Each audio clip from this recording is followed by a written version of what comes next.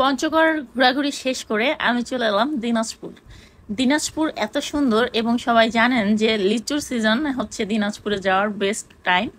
But আমি তো পাগল মানুষ, আমার তো মন বাদশা, যখন যেখানে মন চায় আমি সেখানে চলে যাই। তো যেতে যেতে আমি চলে গেলাম দিনাজপুর এবং এখানে একটা ঈদগাহ মাঠ আছে, এখানে চলে আসলাম। এটা এত বড় আর এত সুন্দর, এই মাঠটা খুবই সুন্দর।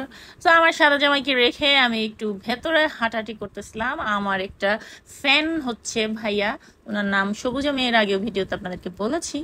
এবং উনি এতটাই অতিথি পরায়ণ এবং এতটাই আন্তরিক মানুষ যে নিজের থেকে আমাকে প্রত্যেকটা লোকেশন ঘুরিয়ে দেখিয়েছেন।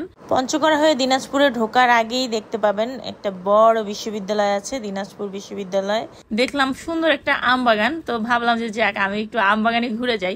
এবং আমি খুব মিস করতেছিলাম যে আমের সিজনে আসলে আমি তো এখন এখানে বসে বসে গাড়ির উপরে আম খেতে পারতাম, এবং দিনাজপুরের লিচুগুলো মিস হয়ে গেল।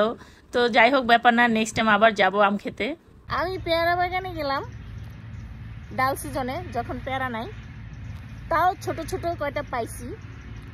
এখন এই যে দিনাজপুর আমের বাগানে আসছি, আম নাই, ছোট ছোটও নাই, কলিও নাই, বকুলও নাই, কিচ্ছু নাই। আছে কিচ্ছু নাই, মানে আমি এমন কেন নিজের নিজে বকা দিব। আসলাম এত কষ্ট করে, সিজনে আসতাম। অবশ্য ওই সিজনে আবার কাঞ্চনজঙ্ঘা দেখা যায় না। আমার মূলত উদ্দেশ্য ছিল কাঞ্চনজঙ্ঘা দেখার, ওটা আমি দেখে ফেলছি। যাক, এই আর কি।